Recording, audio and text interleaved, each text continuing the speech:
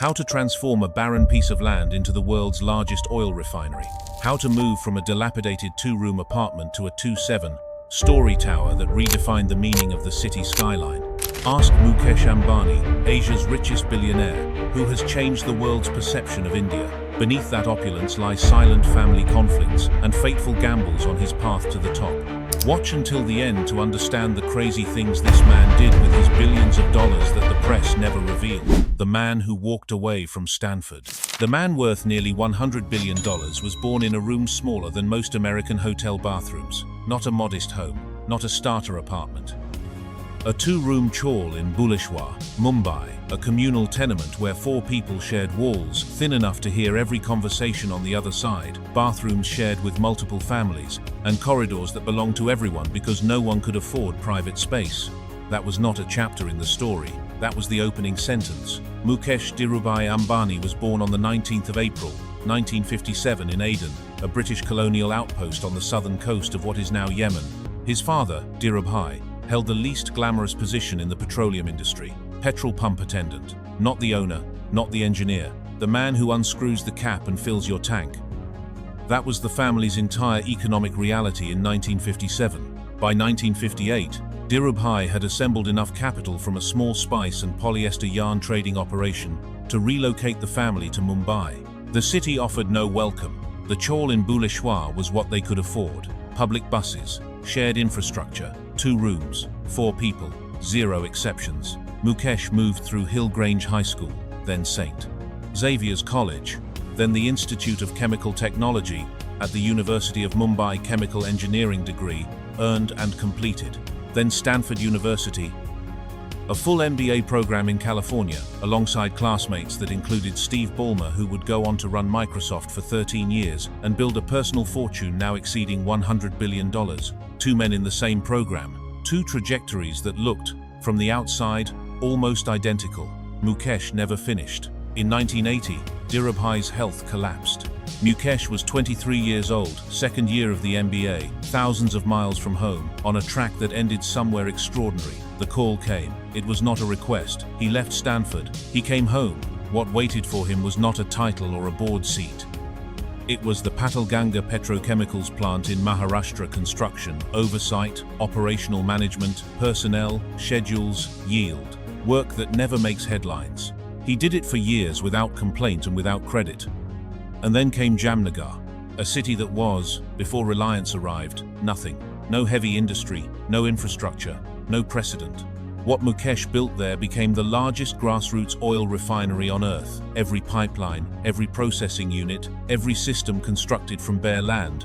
The Jamnagar complex today processes enough crude to generate revenues measured in the tens of billions of dollars annually. Reliance Industries as a whole carries a market capitalization exceeding $200 billion, built from a trading operation in spices that started with no capital worth measuring. By 2002, the empire was assembled. The supply chain is complete. The refinery is running. Mukesh Ambani had taken his father's 2-room starting point and turned it into one of the most powerful industrial structures in Asia. And then, at the exact moment it was finished, someone tried to take it from him. Not a competitor, not a regulator, his own brother. What happens when the man who built everything discovers that building it was the easy part? The brother who lost everything. When Dhirubhai Ambani died in July 2002, he left behind one of the largest corporate empires in Asia. He also left behind something far more dangerous. No written instructions for what happened next. No will. 2 sons, 1 empire. And a silence that would detonate into the most public, most bitter, most consequential family rupture in the history of Indian business. What followed was not a quiet legal process handled behind closed doors. It was a corporate civil war conducted in full public view. Court filings, press leaks, boardroom confrontations, accusations of spying and sabotage between 2 of the most powerful men in the country. Mukesh on one side, Anil on the other. Every headline moved the share price. Every development fed a press corps that could not look away. Shareholders watched their investments swing on the back of family grief, weaponized into strategy. Their mother, Kokilaban Ambani, eventually forced a resolution. The formal partition came in 2005. The division seemed logical on paper. Mukesh would take the industrial assets, energy, petrochemicals, refining. Anil would take the growth, plays telecom, power, financial services. Conventional wisdom in 2005 said Anil had won. India's mobile subscriber base was expanding faster than almost any market on earth. Telecom was the decade's defining sector. Anil had the spectrum, the platform, and the momentum. Mukesh had oil refineries, capital-heavy, cyclical, unglamorous. The conventional wisdom was catastrophically wrong. Anil's empire, Reliance Communications, Reliance Power, Reliance Capital, accumulated debt, collapsed under regulatory pressure, and filed for bankruptcy. The man handed the growth side of the split, ended up with nothing functioning to show for it. Mukesh waited, and then in 2016, he moved. He committed over $30 billion entirely from scratch. No acquired towers, no existing carrier partnerships to build Jio, a 4G mobile network that entered the market offering free voice calls and data priced at a fraction of what Airtel and Vodafone Idea were charging. The result was no disruption, it was demolition. Smaller operators ceased to exist almost overnight. By 2026, Jio had over 500 million subscribers, the dominant telecom operator in India by a margin. Its rivals have no realistic path to closing. The man who received the supposedly stagnant half of the empire had quietly taken everything his brother was supposed to own. Here is what I want you to think about and leave your answer below. Anil was handed telecom on a silver plate in 2005. Mukesh built it from nothing in 2016 and won anyway. Is that strategy, patience, or something else entirely? The building that stopped Mumbai cold. There is a building in Mumbai that does not belong in Mumbai. It does not belong in any city. It belongs in a category that did not exist before it was built. Antilia, 27 floors. 400,000 square feet of internal space. Construction cost estimated between $1 and $2 billion, and its current market valuation has moved well past that figure. It is, by every metric that exists for measuring such things, the most expensive private residence ever constructed on Earth. The Taj Mahal is a monument. Antilia is a home. One family, one address. 4, Altamount Road, Kemp's Corner, South Mumbai. The interior does not read like a residential brief. It reads like the specification document for a small sovereign state. A private cinema with 50 seats, not a screening room, a cinema, a full ballroom, a Hindu temple, a spa complex. Multiple hanging gardens spread across several floors, each requiring its own dedicated horticultural staff to maintain. 3 helipads stacked on the roof, not 1, not 2, 3, engineered for simultaneous aircraft access. And one room that appears in every profile ever written about this building, a snow room, where artificial snow falls from the ceiling on demand.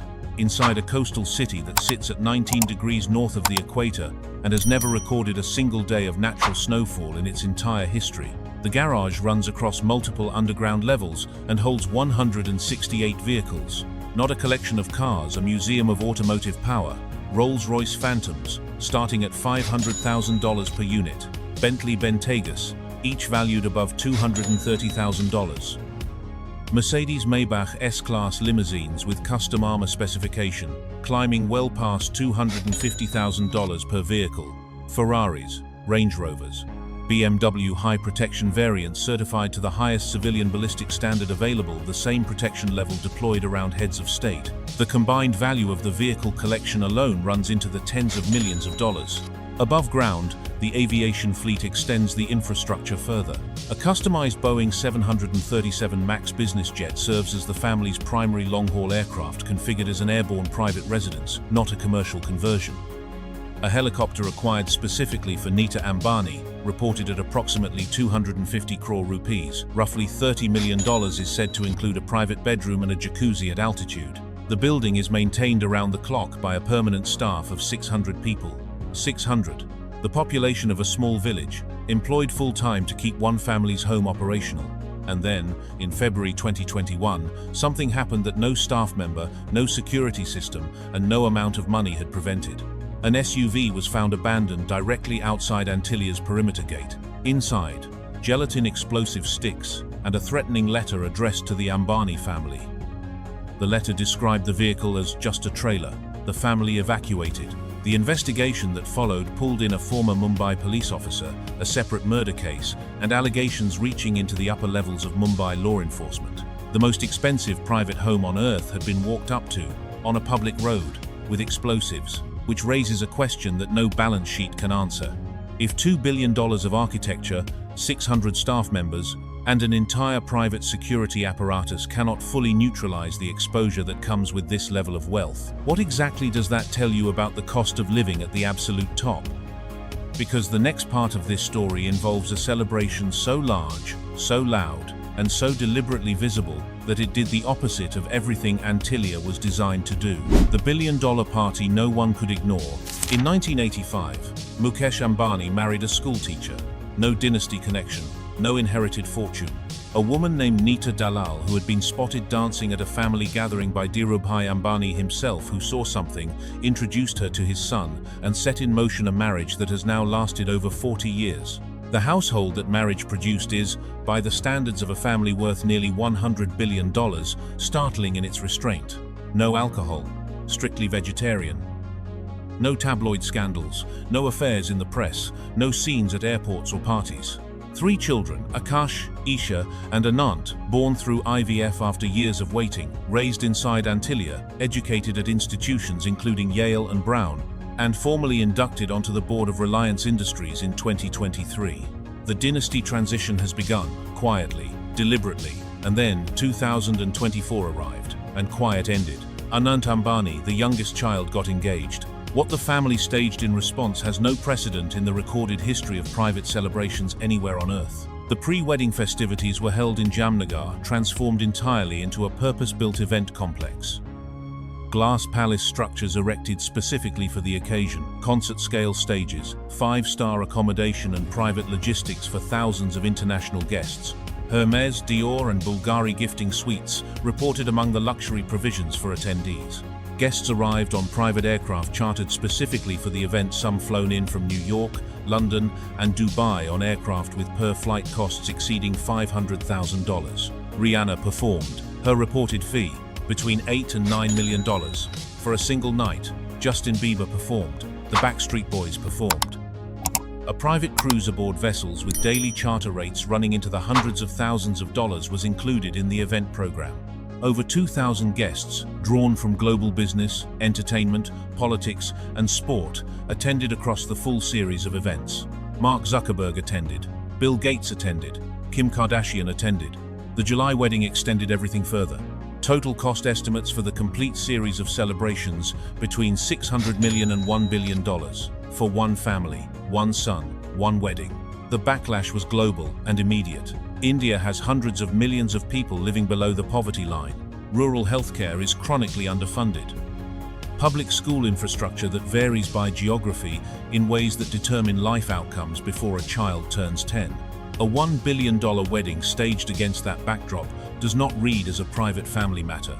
It reads as the most visible possible demonstration of what wealth without ceiling looks like when it collides with parental love without restraint. Neeta Ambani responded to her critics directly and without apology.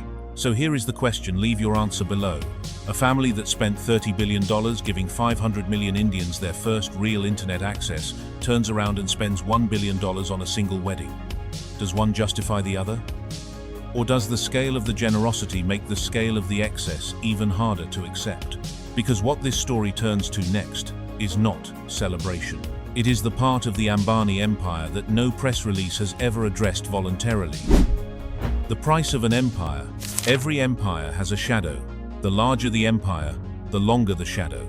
And Reliance Industries casts one of the longest shadows in the history of Asian capitalism. Here is what the press releases do not say. The KGD-6 natural gas basin off India's eastern coast became a legal battlefield when ONGC, India's state-owned oil company, accused Reliance of siphoning over 13,000 crore rupees worth of natural gas from adjacent state-owned fields through deviated drilling. Not a billing dispute, not a paperwork error. An accusation that one of Asia's most powerful private companies had reached sideways into a neighbor's reserves and extracted what did not belong to it. The financial penalties exceeded $1.55 billion. Multiple rounds of Supreme Court intervention followed across several years. The case remains contested.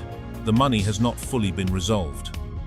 And then SEBI, India's securities regulator, issued formal fines to Reliance for market manipulation.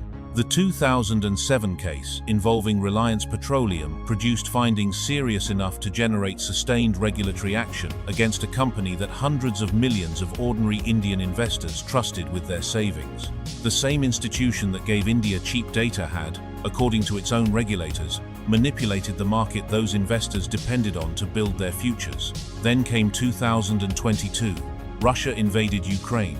Western governments assembled the most coordinated sanctions package in modern history, designed specifically to cut energy revenue flowing to Moscow. Reliance responded by becoming one of the largest buyers of discounted Russian crude oil on Earth, not a temporary measure. A sustained, large-scale operation that drew direct and repeated criticism from US and European officials who watched India's most powerful private company absorb the exact barrels their sanctions were built to eliminate. And underneath all of it runs a current that is harder to measure but impossible to ignore. Electoral bond records revealed substantial donations from companies linked to Reliance to the BJP, India's ruling political party. Reliance simultaneously owns Network 18, one of India's largest media conglomerates, news channels, entertainment platforms, digital properties reaching hundreds of millions of viewers daily. A company with political donation history that also controls national news output is not simply a business. It is an ecosystem of influence that operates beyond what any single regulatory body can fully contain. Here is what makes Mukesh Ambani impossible to categorize cleanly. This is a man who left Stanford at 23 to run a factory, who waited a decade while his brother dismantled himself, who built a network that gave 500 million people their first real internet connection, who also, in the same lifetime, with the same hands drew billion-dollar regulatory penalties, purchased sanctioned oil, and built a media empire adjacent to political power. He is not a villain. He is not a hero. He is what happens when one human being operates at a scale large enough that the rules designed to contain ordinary ambitions simply stop applying. That is not an excuse. It is an observation, and it is the most honest thing that can be said about a man this size. The question is not whether the shadow exists. The question is whether what stands in the light is worth it. The bet that could rewrite India's future. There is a particular kind of clarity that only comes after surviving everything. After the two-room apartment. After Stanford left unfinished. After the factory years that nobody wrote about. After the brother who took half the empire and lost it. After the regulatory battles, the billion-dollar penalties, the bomb outside the front gate. After all of it, Mukesh Ambani sat down in February 2026 and committed $110 billion to a single directional bet on the future of human intelligence. Not a press release, not a strategic pivot announced at a board meeting. A commitment, $110 billion, 7 years. AI data centers, digital infrastructure, and the clean energy systems required to power them at scale. The opening phase begins in Jamnagar. That detail is not incidental. It is the entire narrative arc of this man's life closing on itself. Jamnagar, the city that was nothing before Mukesh arrived in the 1990s and built the world's largest grassroots oil refinery from bare land, is now the launchpad for something with no physical comparison to what came before it. The first data center starts at 120 megawatts and scales toward gigawatt capacity as demand builds. The energy powering those centers will not come from a public grid. It will come from Reliance's own renewable generation 10 gigawatts of solar infrastructure spread across Gujarat and Andhra Pradesh. Owned, controlled, insulated from market pricing that no external competitor can avoid. That energy advantage is not a footnote. It is the structural foundation of the entire strategy. Microsoft, Google, and Amazon Web Services, three of the most powerful technology companies on Earth, all pay market rates for the energy that runs their data centers. Reliance will generate its own, at 10 gigawatt scale. The cost differential that creates is not marginal. It is the kind of structural advantage that does not erode with competition because competitors cannot replicate the asset base required to produce it. Alongside the AI infrastructure, Reliance has committed to achieving net zero carbon emissions by 2035. A company whose foundational identity was built on oil refining, whose fortune was assembled barrel by barrel at Jamnagar, has set one of the most aggressive decarbonization timelines announced by any industrial conglomerate. Operating at this scale, Nita Ambani's Reliance Foundation has reached over 76 million people through rural healthcare delivery, education programs, sports infrastructure, and disaster response operations. The family that spent $1 billion on a wedding has also built the largest private philanthropic operation in India by reach. This is what survival at the highest level produces. Not comfort, not retirement. A $110 billion bet placed by a man who has already lost everything once, rebuilt it twice, and decided that the third act belongs to artificial intelligence and the nation he never stopped believing in. Mukesh Ambani started in 2 rooms. He is finishing in gigawatts, so here is the question I want you to answer below. A man who grew up with nothing, fought his own brother for survival, absorbed $1 billion in regulatory penalties, and still committed $110 billion to India's future. Do you call that ambition, resilience, or something the English language does not yet have a clean word for? Leave your answer, because the next story on this channel involves a fortune even older, even quieter, and even less understood than this one. Mukesh Ambani started with nothing and built everything, then lost half of it, then rebuilt it into something larger than what existed before. That is not a rags to riches story. That is a man who learned that losing is just another form of information. There are 3 lessons. Lesson 1.